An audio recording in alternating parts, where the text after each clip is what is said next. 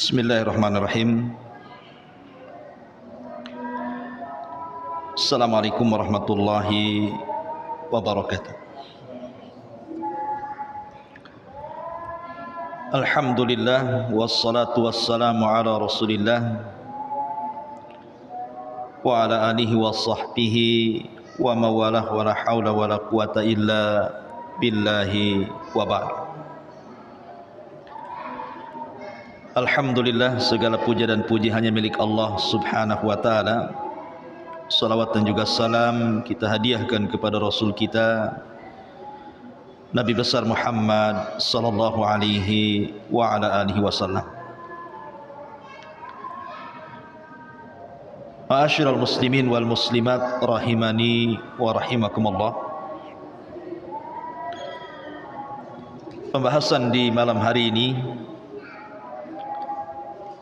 kita akan membahas tentang 6 doa yang kalau kita membiasakan setiap hari kita baca, apalagi sampai menghafalnya, maka kita akan mendapatkan kebaikan yang sangat besar, baik di dunia kita atau di akhirat kita. Apa saja 6 doa yang diajarkan Nabi SAW kepada kita, dan catatan bahwa doa ini tidak harus dikhususkan pada tempat ataupun waktu tertentu, tapi doa ini bisa dibaca kapan saja, baik kita sedang berjalan, sedang duduk, sedang di rumah, di pekerjaan, ataupun juga terkadang baik dibaca ketika salat, dalam sujud, sebelum salam, dan di tempat-tempat yang lainnya. Karena memang tidak ada dalil yang mengkhususkan bahwa 6 doa ini harus dibaca pada tempat-tempat tertentu dan waktu-waktu tertentu. Apa saja 6 doa ini? Yang pertama, sebuah doa yang diajarkan Nabi SAW, yang dikeluarkan Imam Ahmad dan juga dikeluarkan dalam Sahih Abi Hatim serta yang lainnya, dan dinyatakan sahih oleh Syekh Nasiruddin Al-Albani rahimahullahu ta'ala. Doa ini adalah doa yang diajarkan kepada Abu Bakar Siddiq radhiyallahu anhu. Apa itu? Doa perlindungan dari kesyirikan, di mana Nabi SAW mengajarkan lafadznya, Allahumma inni a'udzubika an usyrika bika wa ana a'lam wa astaghfiruka lima la a'lam. Ya Allah, sesungguhnya aku berlindung kepadamu dari berbuat kesyirikan sedang aku mengetahuinya, dan aku memohon ampun kepadamu dari kesyirikan yang aku tidak ketahui yang kuamalkan. Ma'asyiral muslimin yang dimuliakan Allah Azza wa Jalla, doa ini adalah doa yang sangat agung, ikhwan. Karena bagaimanapun dosa syirik itu bukan dosa biasa. Dosa syirik itu sebesar-besarnya dosa. Makanya Nabi SAW bersabda ketika ditanya tentang dosa apa yang paling besar, kata Nabi SAW, asyirku billah, seseorang melakukan kesyirikan kepada Allah Azza wa Jalla. Karena dampak orang yang melakukan kesyirikan ini, pertama, terancam bahwa seluruh amalannya akan dihapuskan. Lain asyrakta la yahbatanna amaluka wa la takunanna minal khasirin. Kalau engkau melakukan kesyirikan, hancur lebur amalanmu dan engkau termasuk orang-orang yang rugi. Yang kedua, diharamkan padanya sorga, sebagaimana Nabi SAW mengatakan, man mata yushriku billahi syai'an dakhalan nar. Barang siapa yang meninggal dan dia di atas kesyirikan kepada Allah Azza wa Jal, dipastikan masuk neraka dan diharamkan sorga padanya.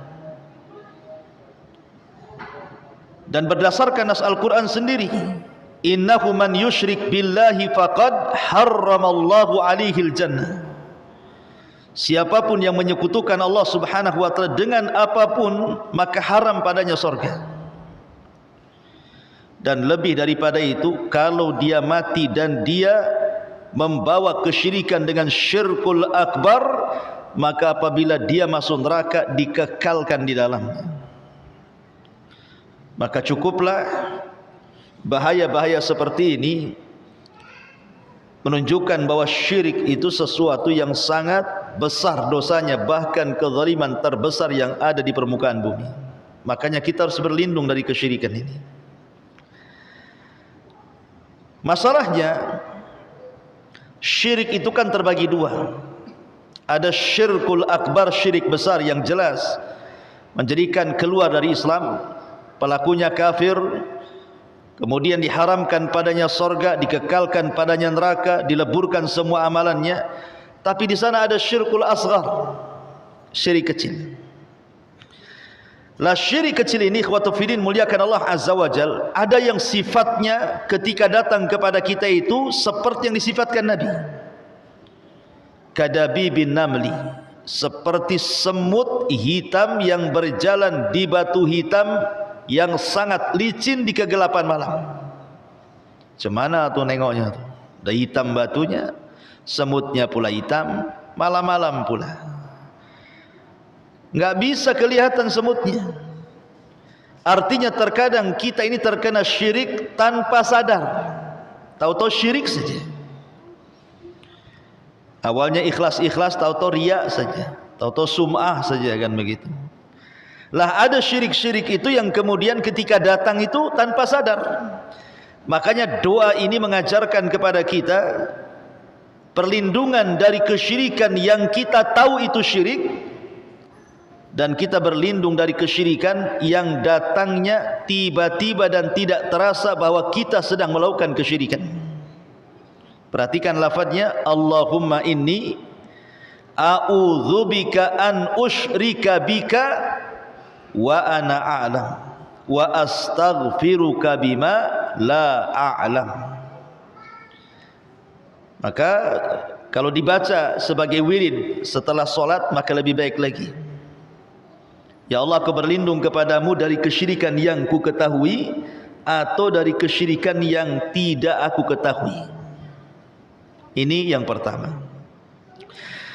Kemudian yang kedua, hadis yang dikeluarkan Imam Tirmidzi dan Ahmad serta Hakim dan juga disahihkan oleh Syekh Nasiruddin Al-Albani rahimahullahu taala dalam Sahih Sunan At-Tirmidzi dari Ummu Salamah radhiyallahu anha, di mana kata Ummu Salamah radhiyallahu anha, doa yang paling banyak dibaca Nabi sallallahu alaihi wasallam adalah ya muqallibal qulub tsabbit qalbi ala dinik. Dalam riwayat ya musarrifal qulub sarrif qulubana ala ta'atik.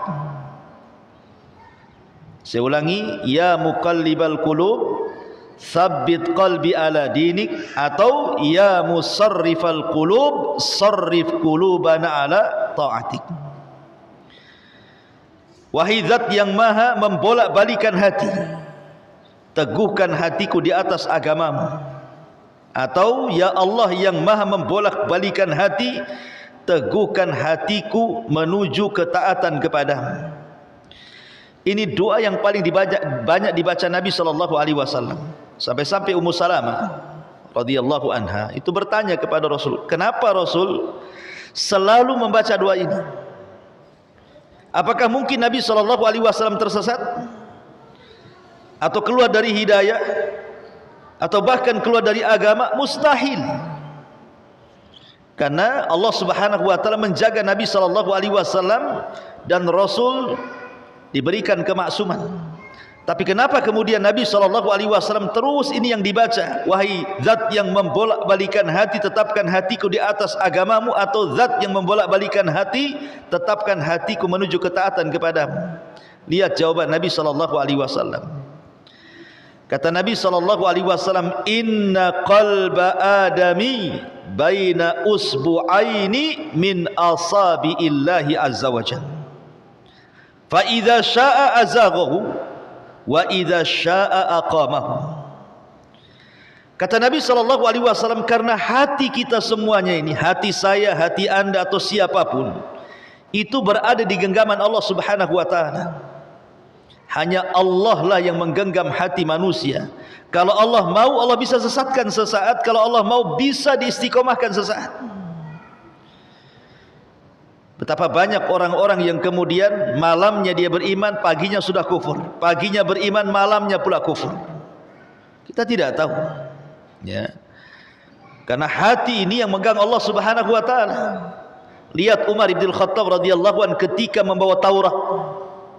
Kemudian Rasul emosi dan mengatakan, amutahawwikun anta ya Ibnul Khattab. Ibnul Khattab, kau sudah bingung ya, katanya. Taraktukum alal bayd, aku tinggalkan lo Islam terang benerang, lailuha kana hariha la yazigu anha illa halik, yang malamnya seperti siangnya dan tidak akan berpaling kecuali dia binasa. Kenapa Nabi SAW mengkhawatirkan Umar dengan lembaran Taurat itu? Padahal Umar hidup di zaman Rasul dan Rasul ada di tengah-tengah mereka.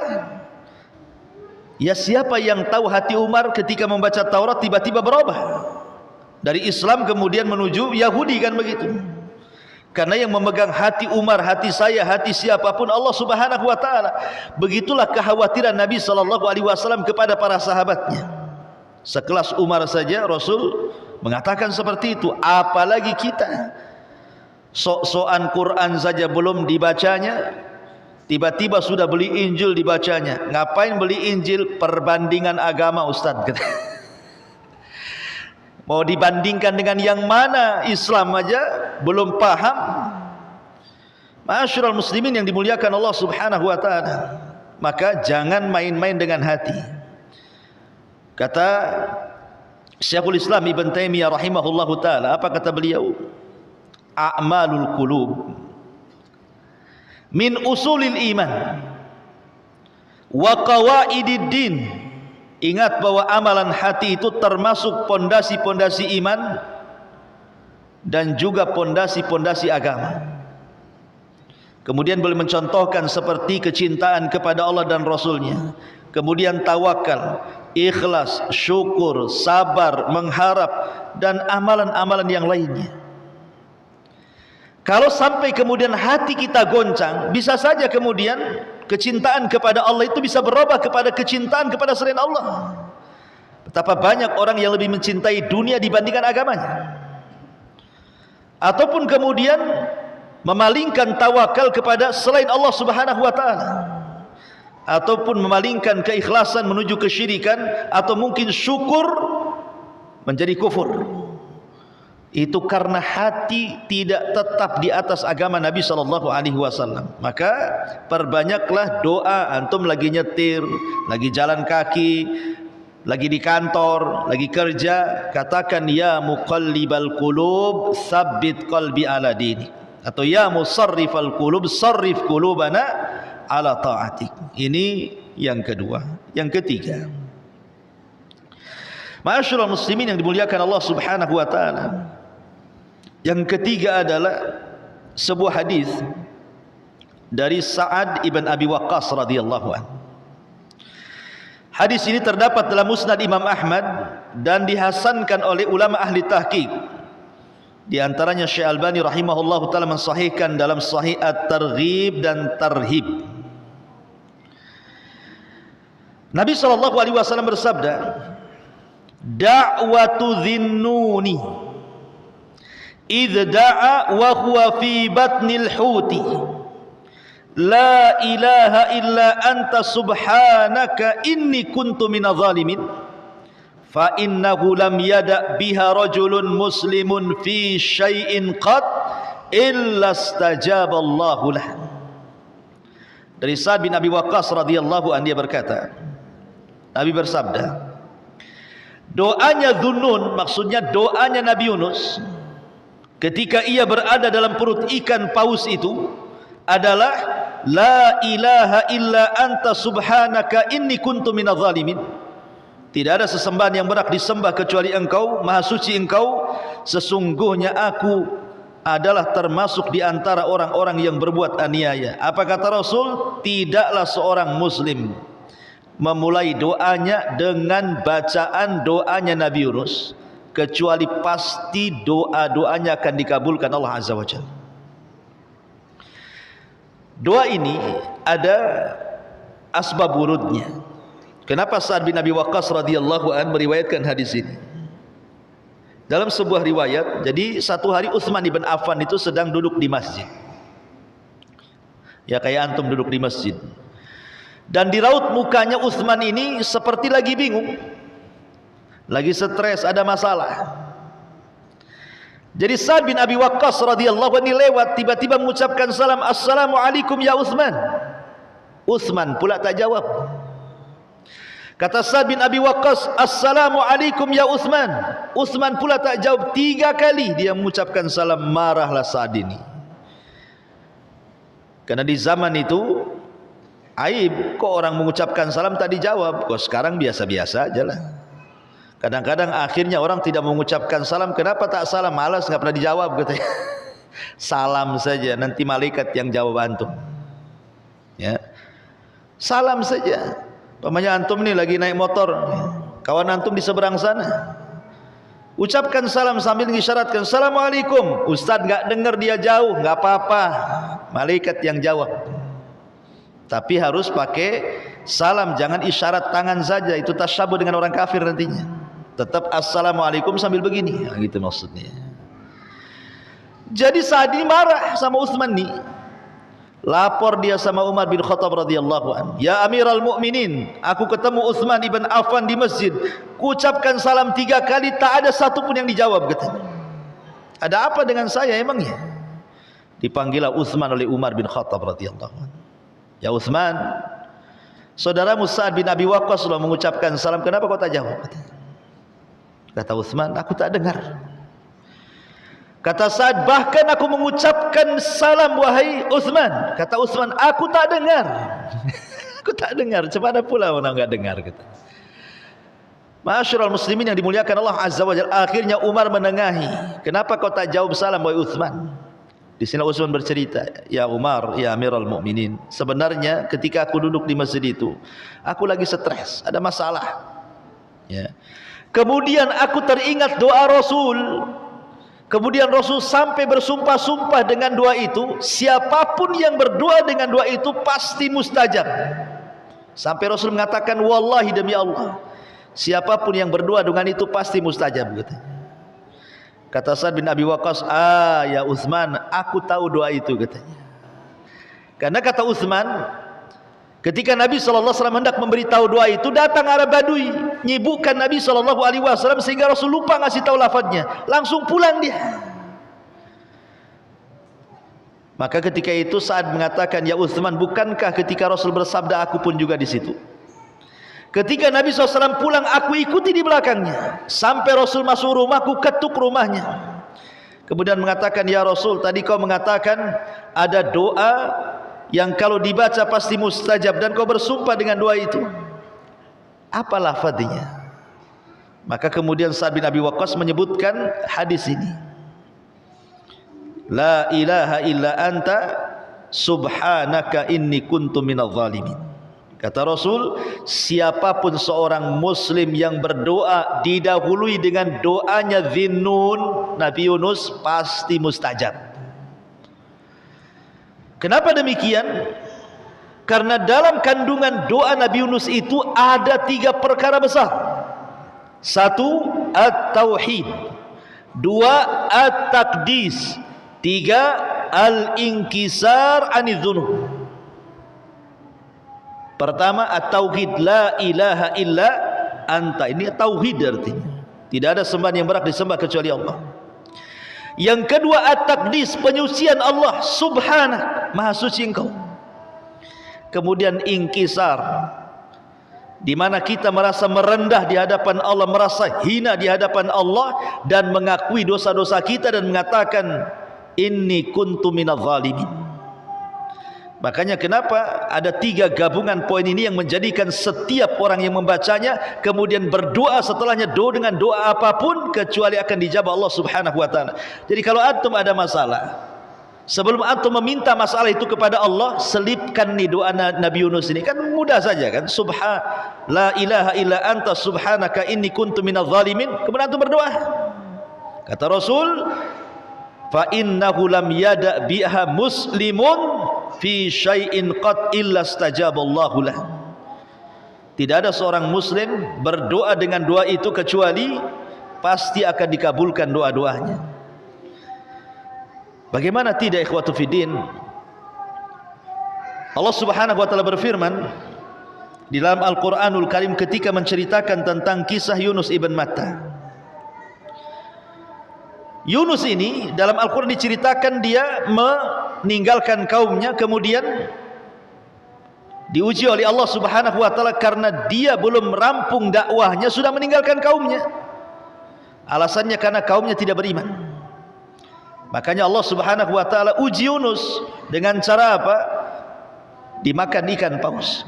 Dan dia mengalami 3 kegelapan. Gelap di perut ikan, gelap di dasar lautan, dan gelap di tengah malam. Logika harusnya Yunus mati. Tapi kuasa Allah Subhanahu wa taala Yunus tidak meninggal. Tapi Nabi Yunus alaihi salatu wassalam ketika itu dia yakin tidak ada yang bisa menolong dia kecuali Allah. Tidak ada yang bisa menolong dia kecuali Allah, karena mustahil dia bisa selamat dalam perut ikan itu. Makanya dia terus mentauhidkan Allah. Kemudian dia mengatakan la ilaha illa anta subhanaka inni kuntu minadz zalimin. Dan lafaz terus diulang-ulang sampai memecah lautan, suaranya sampai ke langit. Malaikat yang di langit bingung. Sautun ma'ruf, sautun ma'ruf katanya. Ini suara yang ma'ruf. Min 'abdin ma'ruf, dari hamba yang ma'ruf. Tapi di mana dia sekarang katanya? Maka dikatakan dia berada di perut ikan. Makanya kemudian Allah Subhanahu wa taala mengatakan fa anjaynahu minal karbi wa kadzalika nunjil mu'minin. Maka kami selamatkan Yunus dari al-karb, kesulitan. Dan begitulah kami selamatkan orang-orang yang beriman. Kalimat wa kadzalika nunjil mu'minin ini adalah penegas bahwa doa itu bukan khusus kepada Nabi Yunus saja, tapi doa itu juga umum dibaca oleh setiap orang yang beriman, termasuk kita. Ya, maka jangan kemudian lepas dengan doa ini, karena dengan banyaknya doa ini Nabi Yunus coba dibuang dari perut ikan dan diselamatkan oleh Allah Subhanahu wa taala. Maka dalam kondisi apapun, kita lagi stres, lagi bingung, ada masalah, ini cocok doanya Nabi Yunus untuk orang-orang yang stres. Ma'asyiral muslimin yang dimuliakan Allah Azza wa Jalla, ini yang ketiga. Yang keempat, yang keempat adalah doa kebaikan dunia akhirat, atau dikenal dengan doa sapu jagat, menyapu semua doa. Disebutkan dalam Sunan Abi Dawud dari sahabat ataupun dari Ummul Mukminin Aisyah radhiyallahu anha, dia mengatakan Nabi itu kalau berdoa itu sangat singkat namun padat, jawamiul kalim. Dan semua kata-kata Nabi itu singkat padat. Kalau kita kan panjang, lama-lama bingung ngomong apa kamu, karena mutar-mutar kita ini kalau ngomong. Kalau Rasul tidak, singkat padat, singkat padat. Lah di antara doa yang diajarkan Nabi SAW, dan itu terdapat dalam Sahih Bukhari dan Muslim dari Anas ibn Malik radhiyallahu anhu. Kana aktsaru du'ain Nabi sallallahu alaihi wasallam Allahumma Rabbana atina fid dunya hasanah wa fil akhirati hasanatan wa qina adzabannar. Ya Allah, Rabb kami, berikan kepada kami dunia yang baik, akhirat yang baik, dan selamatkan kami dari azab neraka. Lihat di sini ada 3 poin. 1, meminta kebaikan dunia. 2. Meminta kebaikan akhirat. 3. Meminta agar kita jangan dimasukkan dalam azab jahanam, azab neraka. Dari sini kita tahu, kalau seandainya 3 perkara ini kita bagi 3, sepertiga, sepertiga, sepertiga. Sepertiga meminta kepada Allah tentang kebaikan dunia, sepertiga meminta kepada Allah tentang kebaikan akhirat, sepertiga meminta kepada akan dihindarkan dari azab neraka. Dari sini kita simpulkan bahwa dari 100% itu hanya 3 bagian saja. 1/3% itulah yang disuruh untuk minta dunia, tapi 2/3%-nya minta akhirat. Artinya porsi meminta akhirat lebih besar kan? Karena meminta dunia cuman 1/3-nya saja, tapi meminta akhirat 2/3. Antara meminta kebaikan akhirat dan dihindarkan dari azab. Nah, kalau kita berdoa kepada Allah Azza wa Jal, maka minta dunia 1/3, 2/3-nya minta akhirat, gitu maksudnya. Tapi zaman sekarang kalau berdoa mana ada dunia semualah, tak ada akhirat-akhiratnya kan. Kalau bisa Rabbana atina fid dunya hasanah titik kalau bisa.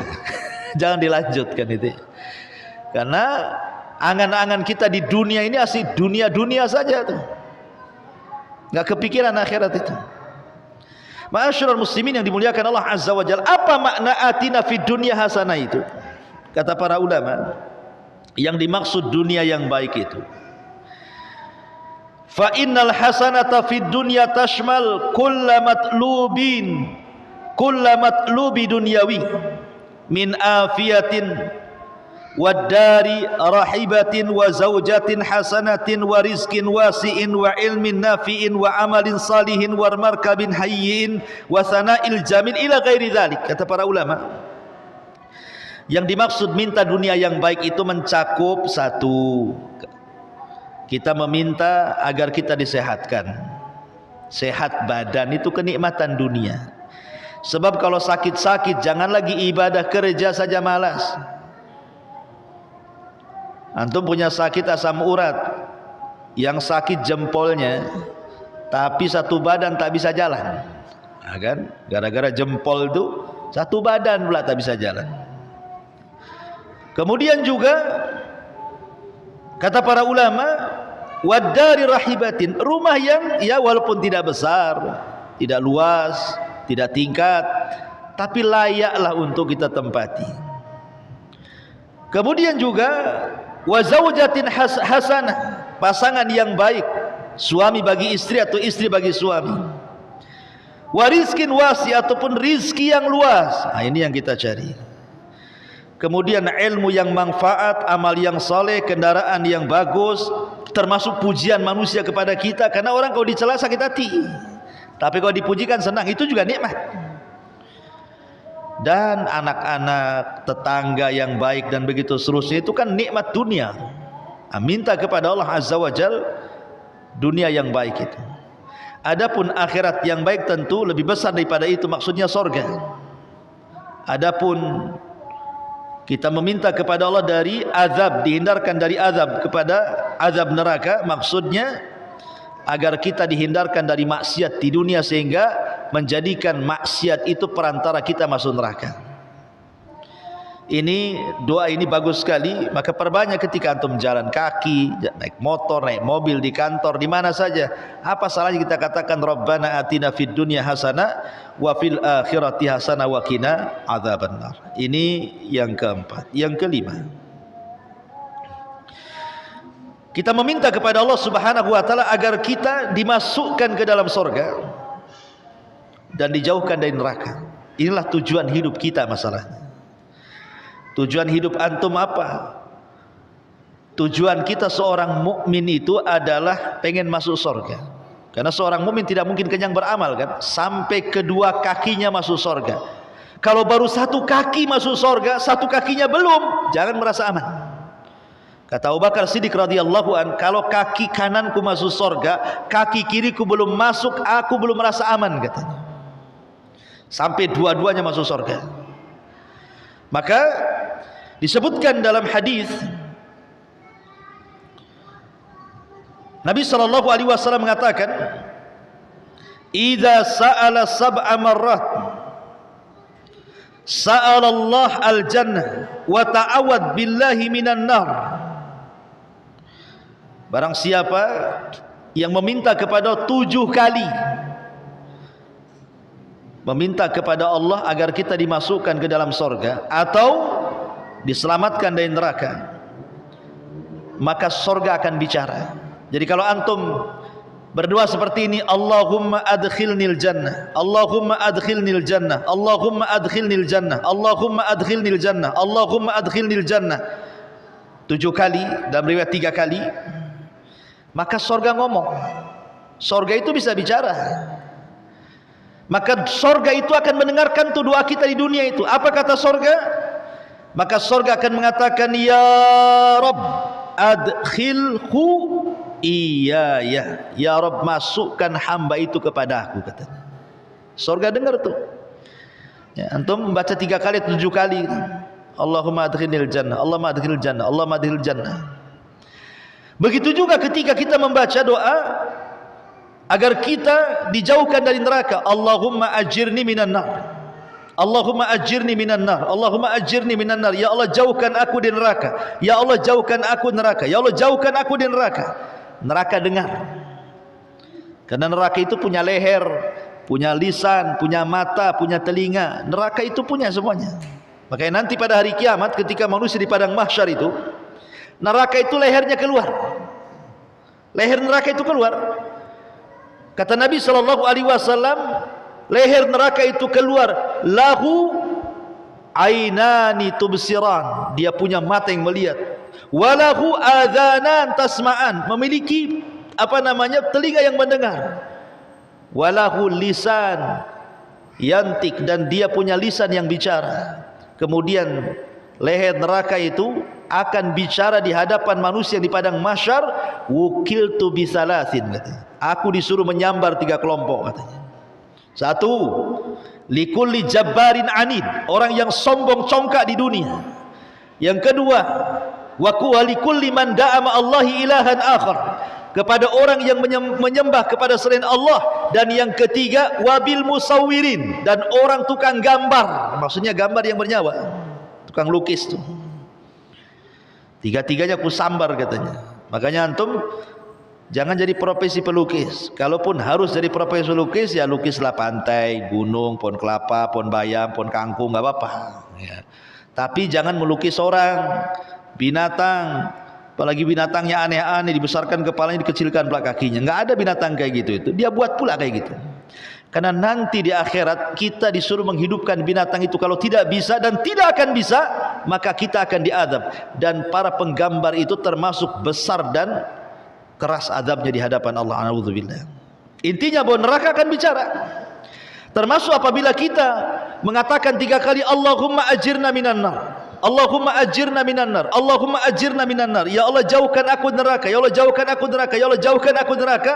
Maka neraka akan bicara dan mengatakan, ya Rabb, kata neraka, ya Rabb, a'idhu minni, jauhkan dia dariku, jauhkan dia dariku, katanya. Subhanallah. Coba antum minta di jalan-jalan, berjalan, Ustaz saya tidak bisa bahasa Arabnya, bahasa Indonesia nggak apa-apa. Ya, tapi sambil belajar bahasa Arab juga dilafadkan gitu ya. Tapi kalau tidak bisa, tidak apa-apa, bahasa Indonesia Allah juga tahu kok. Ustaz pakai bahasa Melayu tidak apa-apa, bahasa Padang boleh, sejawa nggak masalah. Apa masalahnya? Memang nggak bisa. Tapi kalau antum memang yuhsin al-lugha al-arabiyah, memang baik bahasa Arabnya, apalagi tiap minggu ada kajian di sini bahasa Arab, kok masih bahasa Indonesia lagi, ngapain belajar apa antum tuh? Ya dipraktekkanlah bahasa Arabnya lewat menghafal doa-doa itu. Allahumma ajirna minan nar, atau ajirni minan nar. Ya. Doa yang ke-5, yang ke-6 dan terakhir, ya, adalah sayyidul istighfar. Ini penting. Sayyid al-istighfar. Jangan lepas berdoa menggunakan sayyidul istighfar, rajanya istighfar. Dalam sebuah hadis dari Syaddad ibn Aus radhiyallahu an, dari Nabi sallallahu alaihi wasallam, hadis ini dikeluarkan Imam Bukhari. Kata Nabi sallallahu alaihi wasallam, sayyidul istighfar an yaqulul abdu, bahwa pemimpinnya istighfar, tuannya istighfar, ketika seorang hamba mengucapkan Allahumma anta rabbi la ilaha illa anta khalaqtani wa ana abdu wa ana ala ahdi wa wa'dika mastata' a'udzubika min syarri ma sana' abu'u laka bi ni'matika alayya wa abu'u bi dzambi faghfirli fa innahu la yaghfiru dzunuba illa anta. Artinya, ya Allah, sesungguhnya Engkau adalah Rabbku, tidak ada sesembahan kecuali yang berhak disembah kecuali Engkau. Engkau telah menciptakan diriku, sedang aku adalah hambamu. Aku akan berusaha memenuhi janji-janjiku kepadamu sekuat tenagaku, dan aku berlindung kepadamu dari apa perbuatan jelekku kepadamu. Aku mengakui akan nikmatmu yang Engkau berikan kepadaku, dan aku mengakui juga atas dosa yang pernah aku perbuat. Maka ampunilah aku, sesungguhnya tiada yang mampu mengampuni dosa kecuali Engkau ya Rabb. Kata Nabi SAW, lihat faedahnya, faman mata min yaumihi qabla an yumsiyah fahuwa min ahlil jannah wa man qalaha minal laili wa huwa muqinun biha famata qabla an yusbiha fahuwa min ahlil jannah, kata Rasul. Barang siapa yang mengucapkan doa itu pada siang hari dengan meyakini isinya, kemudian mati pada hari itu sebelum datang waktu sore, niscaya ia termasuk ahli sorga. Dan barang siapa yang membacanya pada malam hari dan dia meyakini isinya, kemudian dia mati sebelum datangnya pagi, niscaya dia termasuk ahli sorga juga. Luar biasa, ya. Luar biasa, karena kita ini ikhwan, hidup di dunia ini tidak lepas dari 3 perkara kan. Pertama, masuk kepada maksiat. Yang pertama, terkadang kita ini masuk dalam maksiat, entah maksiat apa saja. Atau yang kedua, meninggalkan yang wajib. Meninggalkan yang wajib, ataupun mungkin tidak meninggalkan tapi kurang menghargai yang wajib, kurang memperhatikan yang wajib. Ataupun ketika kita melaksanakan yang wajib yang ketiga, terkadang kita main-main melaksanakannya. Jadi dalam perkara-perkara inilah maka kita butuh istighfar. Karena manusia itu tidak lepas daripada dosa. Kalau ada yang mengatakan Ustaz tidak punya dosa, kadzabta, dusta engkau. Tidak ada manusia kecuali berbuat dosa. Tidak matanya lisannya, tidak lisannya telinganya, tidak telinga otaknya, tidak otaknya tangannya kakinya. Manusia itu pasti berbuat dosa. Karena tidak ada manusia kecuali sudah ditulis oleh Allah Azza wa Jal bahwa dia harus melakukan dosa. Kullu bani Adam khatta'un wa khairul khatta'ina tawwabun.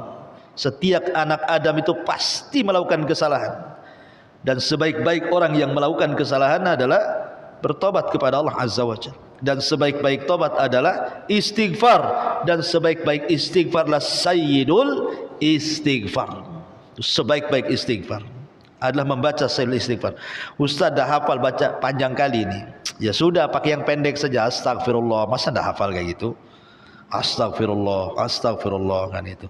Kalau bisa kalimat itu dibacakan untuk kejut-kejut tuh. Jadi kalau umpamanya kesandung astagfirullah, kan enak tuh. Ya, mau nabrak astagfirullah, mantap tuh. Ini enggak. Ya. Terkejut, apa pula yang ngomong?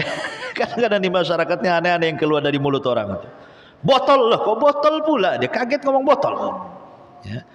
Atau apa binatang, kaget buaya. Nanti di sampingnya darat ke laut. Jadi ada orang itu kadang-kadang tidak membiasakan, padahal kata para ulama, kalau sampai kita ditakdirkan pikun, kalau kita sampai ditakdirkan pikun, orang pikun ini ikhwan kan tidak punya akal, sama dengan orang gila, hilang akalnya. Kata para ulama, biasanya ucapan orang pikun itu dia akan mengucapkan sesuai dengan kebiasaan sebelum pikunnya. Orang pikun ini dia akan mengucapkan sesuatu, dan ucapannya itu yang akan diucapkan pasti ucapan yang sering diucapkan sebelum pikunnya. Kalau sebelum pikunnya dia baca Quran saja, ketika dia pikun itu yang keluar. Kalau sebelum pikunnya dia zikir saja, ketika Allah takdirkan dia pikun, itu yang keluar. Tapi kalau sebelum pikunnya dia sumpah serapah, laknat melaknat, hina menghina, gibah namimah, itu nanti yang keluar tuh. Kan kasihan jadinya di waktu pikunnya dia ngomong begitu. Ya memang tidak dicatat, tapi kan akan dicela orang jadinya. Udah pikun kasar pula ngomongnya katanya. Orang pikun tuh diam aja lah katanya. Akan dicela orang kan begitu. Makanya kemudian biasakan kalimat istighfar atau sayyidul istighfar ini dibaca, supaya menjadi kebiasaan kita. Nabi sendiri loh, di beberapa riwayat itu setiap hari mengucapkan astaghfirullahaladzim itu 70 sampai 100 kali setiap hari. Itu Nabi loh yang sudah diampuni dosanya, yang telah, yang sedang, dan yang akan datang. Loh kita ini bukan Nabi, sudah barang tentu banyak dosa. Makanya kemudian kewajiban istighfar itu sudah harus, ataupun keharusan membaca istighfar itu harusnya kita senantiasa baca, karena kita ini tidak maksum, pasti kita banyak melakukan dosa. Apalagi istighfar sendiri banyak keutamaannya.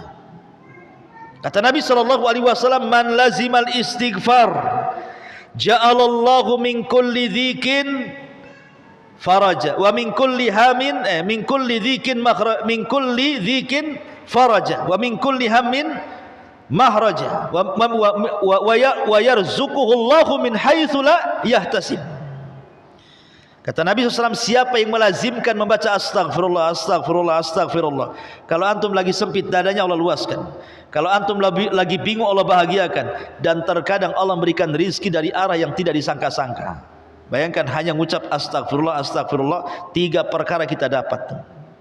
Itulah istighfar, hebatnya istighfar itu. Dan antum harus yakin, mujarrab, dicoba. Apa salahnya dicoba? Ya, tapi jangan coba-coba. Dicoba itu bukan untuk coba-coba. Kata Ustadz katanya, kalau lagi stres baca istighfar, astagfirullah, astagfirullah. Kok makin berat nih stresnya? Ya karena antum coba-coba. Jangan coba-coba, antum harus yakin. Ya, yakin dengan sabda Nabi SAW bahwa orang yang mengucapkan itu inilah fadilahnya, dan sahih hadisnya. Ya, sama dengan orang meruqyah. Kalau antum coba-coba baca Quran, ya nggak keluar lah jinnya. Coba-coba, harus yakin. Ya, sesuatu harus yakin, karena zat yang kita sembah itu zat yang yakin, tidak boleh disembah dengan keraguan. Harus dengan keyakinan juga. Ma'asyiral muslimin yang dimuliakan Allah Azza wa Jalla, di antara 5-6 doa yang diajarkan Nabi SAW, saya ulang. Yang pertama, doa berlindung dari kesyirikan. Allahumma inni a'udzubika an usyrika bika wa ana a'lam, wa a'udzubika atau wa astaghfiruka bima la a'lam. Ini yang pertama. Yang kedua, doa supaya hati kita ditetapkan, ya muqallibal qulub tsabbit qalbi ala dinik, atau ya musarrifal qulub sarrif qulubana ala ta'atik. Kemudian yang ketiga, doanya Nabi Yunus, la ilaha illa anta subhanaka inni kuntu minadz zalimin. Ya. Kemudian yang keempat, doa sapu jagat, Rabbana atina fid dunya hasanah wa fil akhirati hasanah wa qina adzabannar. Kemudian yang kelima, doa supaya kita dimasukkan ke dalam surga dan dijauhkan dari neraka. Allahumma inni as'alukal jannah wa na'udzubika minan nar. Maka surga akan mengatakan, ya Allah, masukkan orang ini ke dalam aku, dan neraka akan bicara, jauhkan orang ini dariku. Allahumma inni as'aluka al jannah wa a'udzubika minan nar. Ya. Kemudian yang terakhir, yang keenam, sayyidul istighfar. Sayyidul istighfar, Allahumma anta rabbi la ilaha illa anta khalaqtani wa ana abduk wa ana ala ahdik wa wa'dika mastata a'udzubika min syarri ma sana abu'u laka bi ni'matika alai wa abu'u bi dzambi faghfirli fa innahu la yaghfiru dzunuba illa anta. Inilah 6 doa kalau kita dawamkan setiap hari, kita hafal, kita baca entah pagi, entah siang, entah sore, entah malam, dalam kondisi apapun, saya yakin antum akan mendapatkan banyak kebaikan, baik dunia ataupun akhirat. Karena jangan pernah meremehkan sebuah doa. Kata para ulama, terkadang kenapa orang itu malas berdoa coba? Karena orang tidak tahu nilai sebuah doa. Yang tahu nilai sebuah doa itu para nabi. para rasul dan orang-orang yang mengikutinya. Dan Nabi SAW mengatakan, laisa syai'un aqram indallahi minad du'a. Tidak ada sesuatu yang lebih mulia di sisi Allah, kata Nabi SAW, melebihi doa. Karena doa itu salah satunya adalah bisa menolak takdir. Doa itu salah satunya bisa menolak takdir yang ada di catatan para malaikat.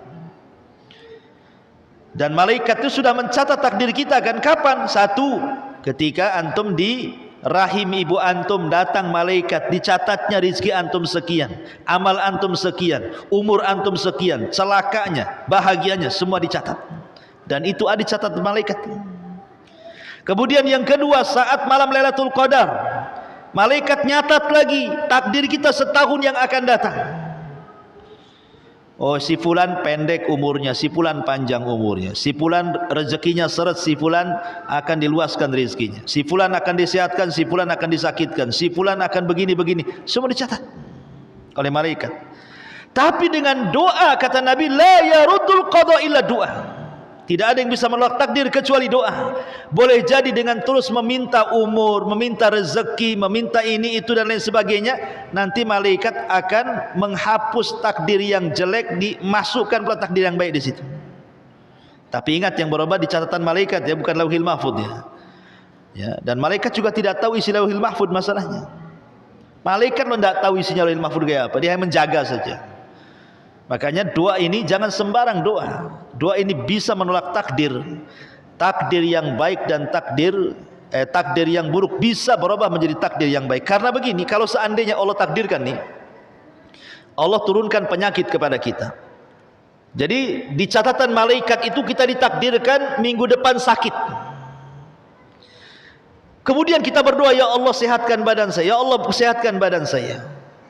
Maka ketika di hari penyakit itu turun, doa kita naik, maka dorong-dorongan tuh doa dengan penyakit itu. Sama doa itu dorong. Jangan sampai kepada menimpa kepada orang yang akan ditakdirkan sakit.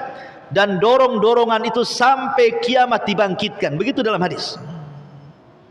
Jadi doa kita melesat mendorong penyakit yang akan ditakdirkan kepada kita, dan didorong terus sampai kiamat.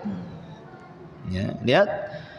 Doa ini jangan dianggap remeh, karena bisa merubah segalanya. Sesuatu yang kita anggap mustahil menjadi mungkin di hadapan Allah Azza wa Jalla.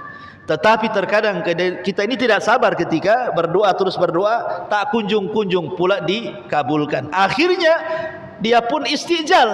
Apa istijal itu? Dia mengatakan da'autu falam yujibni. Aku sudah berdoa tapi Allah tidak mengabulkan diriku. Jangan ucapkan kalimat itu. Kenapa ya aku berdoa kok enggak pernah dikabulkan? Jangan mengucapkan kalimat itu, karena itulah kalimat yang menjadikan doa tidak dikabulkan. Itu namanya istijal. Terus saja berdoa. Karena pengabulan itu kan ada 3 macam. Satu, boleh jadi langsung dikabulkan setelah kita berdoa, sehari, 2 hari, sebulan, 2 tahun langsung dikabulkan. Atau sengaja doa itu disimpan untuk mengangkat derajat kita di sorga. Atau doa itu dikabulkan dengan cara yang lain. Allah tahu maslahat kita. Kita mau ini, Allah kasih yang lain pula. Harusnya kita mendapatkan ini, tapi kita celaka. Akhirnya Allah buat kita selamat dari kecelakaan, tapi tidak kemudian permintaannya dikabulkan. Terkadang Allah kabulkan seperti itu. Ya, justru dihindarkan dari kecelakaan, tidak diberikan yang kita minta. Atau saya tambah, Allah itu menciptakan kita. Allah tahu masalah kita, ikhwan. Kan Allah yang menciptakan kita, Allah yang tahu masalah kita. Ada orang-orang itu yang sengaja Allah kayakan. Kenapa tidak difakir-fakirkan? Kalau dia fakir, masalah dia bisa kufur. Ada orang miskin permanen, kok tidak dikaya-kayakan? Ya, sebab kalau kaya kurang ajar, melampaui batas dia. Sengaja dimiskinkan segitu saja. Kenapa antum begini aja ekonominya? Nanti kalau antum kaya jadi korun nantinya. Ada syukuri sajalah. Atau orang dibuat sehat saja, kalau dibuat sakit nanti ngeluhnya. Atau dibuat sakit permanen gak sehat, sebab kalau sehat dia kurang ajar. Jadi lihat maslahat-maslahat yang seperti itu. Ya, maslahat-maslahat yang seperti itu. Karena ingat bahwa sekali lagi bahwa doa itu dikabulkan dengan cara Allah mengabulkannya. Itu semua untuk kemaslahatan kita. Contoh, ada seorang kakek yang pernah saya ceritakan. Kakek ini punya istri, punya anak banyak, pengen poligami. Akhirnya kemudian dia berdoa tiap malam, ya Allah carikan gadis yang cantik untukku. Allah takdirkan dapat pula dia gadis yang cantik. Padahal sudah kakek, dah punya istri, anaknya banyak. Akhirnya dapatlah gadis. Berpoligamilah kakek itu dengan gadis itu. Masalahnya setelah diakad malam itu, si gadis pula tak mau digauli. Kemudian si gadis ini tiba-tiba tidak suka dengan kakek itu dan mengatakan, talikni, ceraikan aku. Karena dia memaksa, terpaksalah si kakek yang sudah jatuh cinta ini mengatakan, ya sudah aku ceraikan kamu, cerailah gadis ini. Bayangkan, baru nikah semalam diceraikan.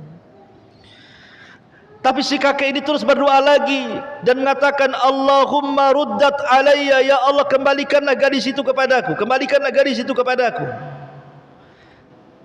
Bukannya dikembalikan, setelah habis masa idahnya gadis ini pula kawin sama orang lain, tapi sama-sama dapat kakek. Cuman yang satu dipoligami, yang satu tidak dipoligami. Setelah nikah dengan kakek yang kedua ini, Allah takdirkan baru satu malam terponis dia kanker payudara, masuk rumah sakit. Akhirnya dioperasi, koma 1 tahun tak bangun-bangun. Jadi si kakek yang kedua ini stres lah, baru kawin semalam, habis duitnya hanya untuk mengobati istrinya. Setelah 1 tahun koma meninggal, habis hartanya, meninggal istrinya. Kata kakek yang pertama, coba kalau Allah kabulkan, dia balik sama dia, apa enggak habis duitnya tuh? Gitu. Begitulah cara pengabulan Allah Azza wa Jalla. Kadang-kadang seperti itu pengabulannya, kita tidak tahu. Ya. Wallahu alam bisawab. Subhanakallahumma bihamdika, asyhadu an la ilaha illa anta astaghfiruka wa atubu ilaik. Allahu ta'ala alam. Assalamualaikum warahmatullahi wabarakatuh.